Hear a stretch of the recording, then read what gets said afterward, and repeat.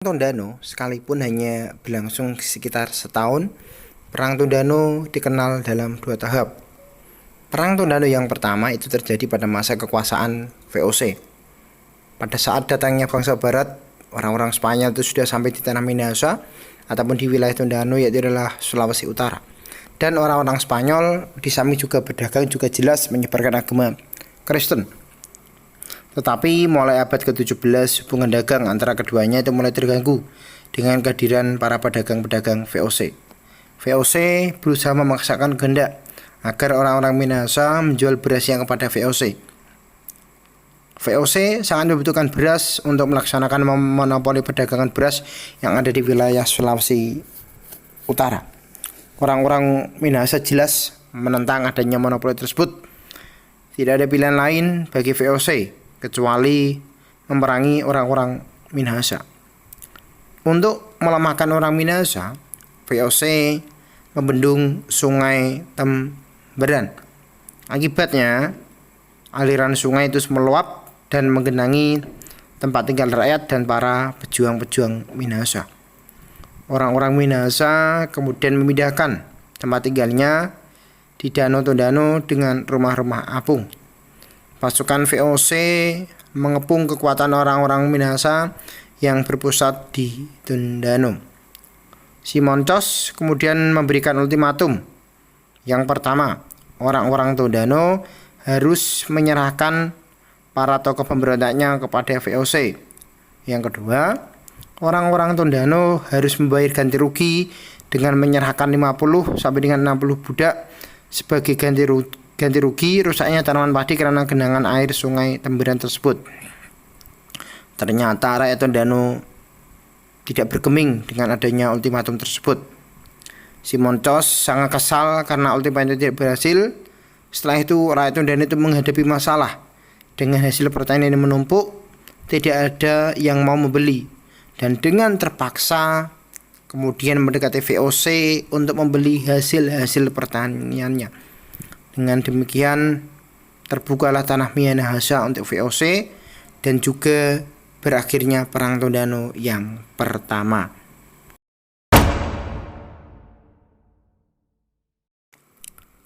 Perang Tondano yang kedua terjadi ketika memasuki abad ke-19, yaitu pada masa pemerintahan kolonial Belanda. Perang ini dilatar belakangi oleh kebijakan Gubernur Jenderal Herman Willem Dendels. Dendels yang mendapat mandat untuk memerangi Inggris memerlukan pasukan dalam jumlah yang sangat besar.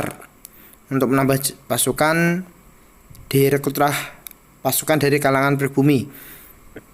Mereka yang dipilih adalah suku-suku yang memiliki keberanian berperang. Contohnya adalah orang-orang Madura, orang-orang Dayak, dan juga orang-orang Minahasa. Dan atas perintah Dendels melalui Kapten Harting, Residen Manado yaitu adalah Prediger segera mengumpulkan para ukung. Ukung sendiri yaitu adalah pemimpin dalam suatu wilayah ataupun daerah setingkat distrik. Dari orang-orang Minahasa ditarget untuk mengumpulkan sekitar 2.000 orang yang akan dikirim ke Pulau Jawa. Dan umumnya orang-orang Minahasa itu tidak setuju dengan program Dendels tersebut. Mereka ingin mengadakan perlawanan terhadap kolonial Belanda, dan salah satu tokohnya yaitu adalah Ukung Londo. Dalam suasana yang semakin kritis, tidak ada pilihan lain bagi Gubernur Jenderal Prediger kecuali untuk mengirimkan pasukan untuk menyerang pertahanan orang-orang Minahasa yang ada di Tondano. Belanda jelas menerapkan strategi dengan membendung sungai Temberan. Prediger membentuk dua pasukan tangguh. Pasukan yang pertama dipersiapkan menyerang dari Danau Tondano, dan pasukan yang lain menyerang Minawa dari darat. 23 Oktober 1808 peperangan dimulai. Pasukan Belanda yang berpusat di daerah Tondano berhasil melaksanakan serangan dan merusak pagar bambu berduri yang membatasi danau dengan perkampungan Winambua, sehingga mereka dapat merobos pertahanan orang-orang Minahasa. Walaupun sudah malam, para pejuang dengan tetap semangat yang tinggi terus bertahan mengadakan perlawanan dari rumah ke rumah. Pasukan Belanda juga mulai sedikit kewalahan. 24 Oktober 1808, pasukan Belanda membombardir kampung pertahanan Minawa. Serangan terus dilaksanakan sehingga kampung tersebut seperti tidak ada lagi kehidupan. Tetapi ada sebuah berita, yaitu adalah kapal Belanda yang paling besar itu tenggelam di Danau Tondano. Perang Tondano yang kedua itu berlangsung cukup lama, bahkan sampai dengan bulan Agustus tahun 1809. Dalam suasana kepenatan dan kekurangan makanan, mulai ada beberapa kelompok pejuang yang berkhianat, yang memihak kepada Belanda. Namun dengan kekuatan yang ada, para pejuang-pejuang Tondano itu terus memberikan perlawanan. 4 sampai dengan 5 Agustus 1809, benteng pertahanan Moraya milik para pejuang itu hancur beserta rakyat yang berusaha untuk mempertahankannya.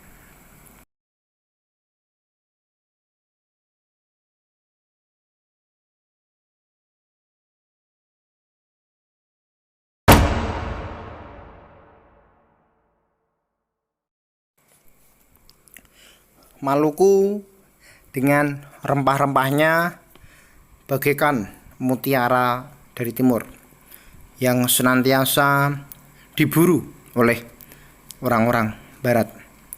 Namun kekuasaan orang-orang barat telah merusak tata ekonomi dan pola perdagangan bebas yang telah lama berkembang di wilayah Nusantara.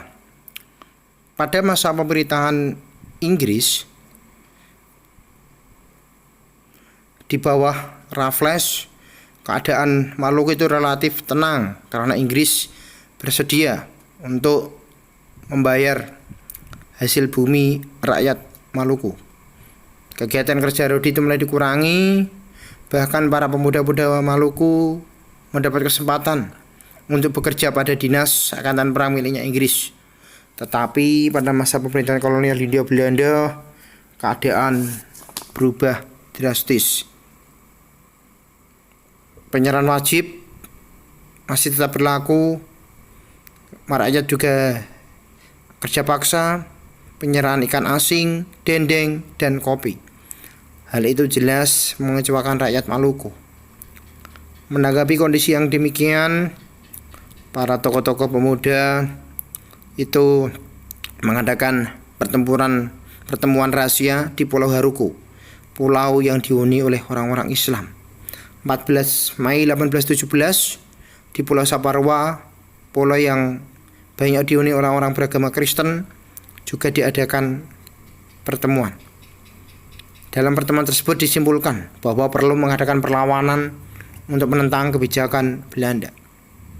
Sebagai pemimpin perlawanan ditunjuklah seorang pemuda yang bernama Thomas Matulesi dengan nama gelarnya itu adalah Patimura. Matulesi sendiri pernah bekerja pada dinas angkatan perang miliknya Inggris. Gerakan perlawanan dimulai dengan menghancurkan kapal-kapal Belanda yang ada di pelabuhan. Para pejuang Maluku kemudian menuju benteng Duurstede. Ternyata benteng tersebut sudah berkumpul para pasukan Belanda. Dengan demikian terjadilah pertempuran antara pejuang Maluku melawan pasukan Belanda. Para pejuang Maluku satu persatu dapat memanjat masuk ke dalam benteng. Presiden dapat dibunuh dan benteng Duurstede dapat dikuasai oleh para pejuang Maluku. Dengan jatuhnya benteng Duurstede menambah semangat juang para pejuang Maluku untuk terus melawan penjajahan Belanda. Belanda mulai melancarkan perundingan, tetapi tidak ada sebuah kesepakatan. Akhirnya Belanda mengerahkan semua kekuatannya termasuk dari Batavia untuk merebut kembali benteng Duurstede. Agustus 1817, wilayah Saparwa diblokade, benteng Duurstede dikepung serta disertai adanya tembakan meriam yang bertubi-tubi. Satu persatu perlawanan di luar benteng dapat dipatahkan dan daerah di kepulauan itu jatuh kembali ke tangan Belanda. Patimura memerintahkan pasukannya untuk meloloskan diri dan meninggalkan tempat pertahanannya. Dengan demikian benteng Drustede dikuasai oleh Belanda. Belanda belum puas, belum dapat menangkap Pattimura. Belanda mengadakan pengumuman kepada siapa saja yang dapat menangkap Pattimura akan diberi hadiah 1000 gulden. Setelah 6 bulan memimpin perlawanan, akhirnya Thomas Matelesi alias Pattimura tertangkap. 16 Desember 1817 Pattimura dihukum gantung di alun-alun kota Ambon.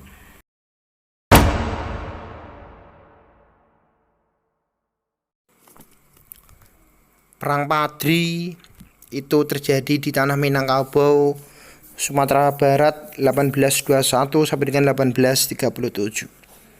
Perang tersebut digerakkan oleh para pembaru Islam yang sedang berkonflik dengan kaum adat. Perang Padri merupakan perlawanan kaum Padri terhadap dominasi pemerintah Hindia Belanda yang ada di Sumatera Barat. Perang itu sendiri bermula dari adanya pertentangan antara kaum Padri dengan kaum adat. Adanya pertentangan antara kaum Padri dengan kaum adat membuka pintu masuk bagi Belanda itu ikut campur tangan. Sekalipun masyarakat Sumatera Barat itu sudah memeluk agama Islam, tetapi ada juga sebagian kecilnya masyarakatnya yang masih memegang teguh adat dan kebiasaan yang kadang-kadang tidak sesuai dengan ajaran agama Islam. Mengenai sebutan daripada Padir itu sendiri sesuai dengan sebutan orang Padir yang ada di Aceh. Padir itu sendiri adalah sebuah tempat persinggahan bagi para jamaah haji. Orang Belanda menyebutnya dengan Padri yang dapat dikaitkan dengan kata Padre, yang di dalam bahasa Portugis itu menunjuk orang-orang Islam yang berpakaian putih. Sementara kaum adat yang ada di wilayah Sumatera Barat itu memakai pakaian hitam. Dalam melaksanakan pemurnian praktek ajaran Islam, kaum Padri menentang berbagai praktik, berbagai ajaran adat dan kebiasaan kaum adat seperti berjudi, sabung ayam, minum-minuman keras. Kaum adat yang mendapat dukungan dari beberapa pejabat penting kerajaan itu jelas menolak daripada gerakan kaum Padri. Timbullah bentrokan antara keduanya. 1834, Belanda memusatkan kekuatannya untuk menyerang pasukan Imam Bonjol yang ada di daerah Bonjol. Jalan-jalan yang menghubungkan Bonjol dengan daerah pantai itu diblokade oleh tentara Belanda. 16 Juni 1835, benteng Bonjol itu dihujani meriam oleh serdadu Belanda. 1835, pada bulan Agustus, benteng yang ada di perbukitan dekat Bonjol itu jatuh ke tangan Belanda. Belanda mencoba untuk mengontak tuanku Imam Bonjol untuk berdamai. Imam Bonjol ini mau berdamai tetapi dengan beberapa syarat. Antara lain kalau terjadi perdamaian, Imam Bonjol itu minta agar dibebaskan dari bentuk kerja paksa dan wilayah Nagari tidak diduduki oleh Belanda. Tetapi Belanda tidak memberikan jawaban sama sekali. Justru Belanda itu semakin mengepung pertahanan yang ada di wilayah Bonjol. Sampai dengan tahun 1836, benteng Bonjol itu tetap dapat dipertahankan oleh pasukan Padri. Akan tetapi satu persatu pemimpin perlawanan Padri itu mulai ditangkap. Hal ini jelas memperlemah daripada pasukan Padri itu sendiri. Di bawah komando Imam Bonjol, mereka terus berjuang untuk mempertahankan setiap jengkal tanah Minangkabau. Oktober 1837, Belanda mengepung dan menyerang benteng Bonjol. Imam Bonjol terdesak. 25 Oktober 1837, Imam Bonjol ditangkap. Imam Bonjol sendiri kemudian dibuang ke daerah Cianjur, Jawa Barat. 19 Januari 1839 dibuang ke Ambon. 1841 dipindahkan ke Manado dan meninggal pada tanggal 6 November 1864.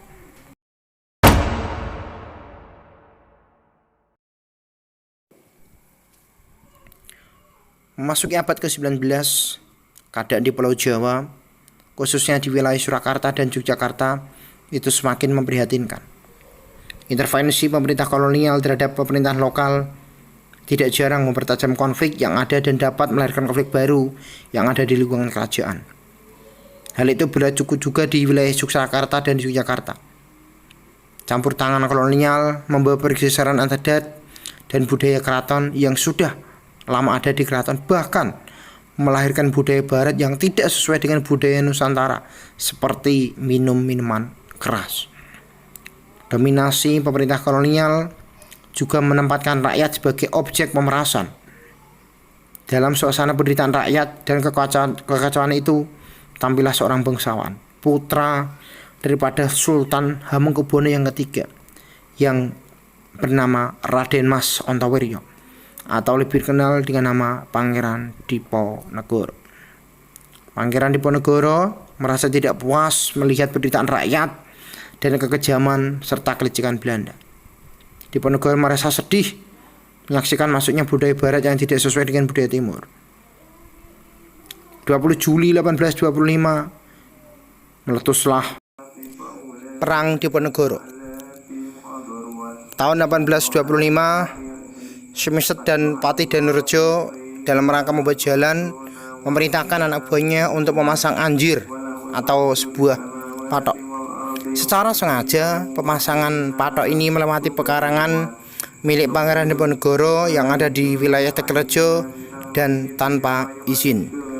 Dan jelas Pangeran Diponegoro memerintahkan rakyat untuk mencabuti patok tersebut. Kemudian Patih Danurejo memerintahkan memasang kembali patok tersebut dengan dijaga pasukan pengawal kepatian. Dengan keberaniannya, Pangeran Diponegoro dan pengikutnya mencabuti patok tersebut dan digantikan dengan tombak-tombak mereka. Berawal dari insiden inilah meletuslah Perang Diponegoro. Diponegoro membangun benteng pertahanan di Gua Selarong. Di dalam memimpin perlawanan ini, Diponegoro mendapatkan dukungan luas dari masyarakat. Ada 15 dari 29 pangeran dan 41 dari 88 bupati bergabung dengan Pangeran Diponegoro mengatur strategi dari Gua Selarong. Kemudian Pangeran Diponegoro itu menyusun langkah-langkah. Yang pertama, merencanakan serangan ke Keraton Yogyakarta dengan mengisolasi pasukan Belanda dan mencegah masuknya bantuan dari luar. Yang kedua, mengirim kurir kepada para bupati ataupun ulama agar mempersiapkan peperangan melawan Belanda. Yang ketiga, menyusun nama daftar bangsawan, siapa yang menjadi kawan dan siapa yang menjadi lawan. Yang keempat, membagi kawasan Kesultanan Yogyakarta menjadi beberapa mandala perang dan mengangkat para pemimpinnya. Pangeran Diponegoro terus meningkat perlawanannya. Beberapa pos pertahanan dapat dikuasai. Pergerakan pasukan Diponegoro itu meluas ke berbagai daerah seperti Banyumas, Kedu, Pekalongan, Semarang, dan juga Rembang. Kemudian meluas lagi ke wilayah Madiun, Magetan, dan Kediri dan sekitarnya. Perang Diponegoro telah mampu menggerakkan seluruh kekuatan yang ada di Pulau Jawa. Oleh karena itu, Perang Diponegoro juga dikenal sebagai Perang Jawa.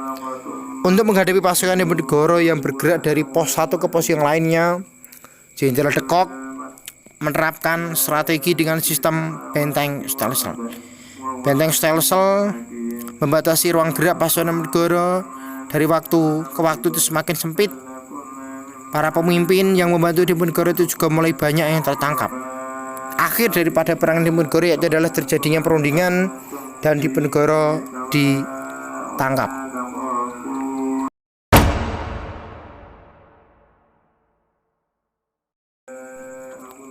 Pada abad ke-19, di Bali itu mulai berkembang kerajaan-kerajaan yang berdaulat seperti Kerajaan Buleleng, Karangasem, Kelungkung, Gianyar, Badung, Jembrana, Tabanan, dan Bangli. Pada masa pemerintahan Gubernur Jenderal Dienles, mulai terjadilah kontak dengan kerajaan-kerajaan yang ada di wilayah Bali. Tidak sekedar urusan dagang, tetapi juga menyangkut sewa menyewa orang Bali untuk dijadikan tentara pemerintah Hindia Belanda. Tetapi dalam perkembangannya, pemerintah Hindia Belanda itu ingin menanamkan pengaruh dan berkuasa di wilayah Bali. Utusan Belanda yang bernama Huskus Koppen terus berusaha mendekati raja-raja yang ada di Bali agar bersedia mengakui keberadaan dan kekuasaan wilayah Belanda. Dicapailah perjanjian ataupun kontrak politik antara raja-raja yang di Bali dengan Belanda. Misalnya Raja Badung tahun 1842, Raja Karangasem 1843, Raja Buleleng 1843, Klungkung, dan juga wilayah Kerajaan Tabanan. Perjanjian kontrak antara raja-raja Bali dengan Belanda, terutama seputar hukum tawan karang, itu agar dihapuskan. Sampai tahun 1844, Raja Buleleng dan Karangasem belum melaksanakan perjanjian tersebut. Tahun 1844, penduduk melaksanakan perampasan atas isi 2 kapal Belanda yang terdapat di wilayah pantai yang masuk ke dalam wilayah Buleleng dan Jembrana. Belanda jelas protes keras terhadap perjanjian ini. Belanda memaksa Raja Buleleng, Gusti Ngurah Made, yang ada menjadi kerajaan Karangasem, agar melaksanakan isi perjanjian yang telah disepakati. Raja Gusti Ngurah Made Karangasem yang mendapat dukungan patihnya yaitu adalah I Gusti Ketut Jelantik dengan tegas menolak tuntutan Belanda tersebut. Tanggal 8 Juni serangan Belanda di Benteng Jagarata dimulai. Sebagai pemimpin tentara Belanda antara lain adalah Van Swieten, Letkon Sunderl, dan Benteng Jagarata itu terus dijadi dengan meriam. Pasukan Buleleng di bawah pimpinan Ketut Jelantik yang dibantu oleh istrinya adalah Jero Jempiring mampu mengembangkan pertahanan dengan siasat supit urang sehingga dapat menjebak daripada pasukan Belanda. 5 orang ofisir dan 74 orang serdadu Belanda itu tewas dan 98 yang lainnya itu luka-luka. Pasukan Belanda terpaksa ditarik mundur. Kekalahan Belanda tersebut cukup menyakitkan bagi para pemimpin Belanda yang ada di Batavia. Mereka merasa malu. Akhirnya dipersiapkan pasukan lebih kuat untuk melaksanakan pembalasan. Bulan April tahun 1849 datang kesatuan serdadu Belanda dalam jumlah cukup besar yang menuju ke wilayah Jagaraga.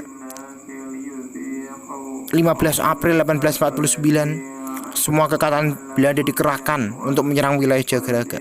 Dalam tempo 2 hari, 16 April pada waktu sore, semua kekuatan yang ada di wilayah Jagaraga itu dapat dilumpuhkan oleh Belanda. Runtuhlah benteng Jagaraga sebagai pertanda layaknya kedaulatan rakyat Buleleng. Raja Buleleng yaitu I Gusti Ketut Jelantik dan Jero Jempiring menyingkir ke wilayah Karangasem, tetapi mereka tertangkap dan terbunuh di dalam upaya untuk mempertahankan dirinya.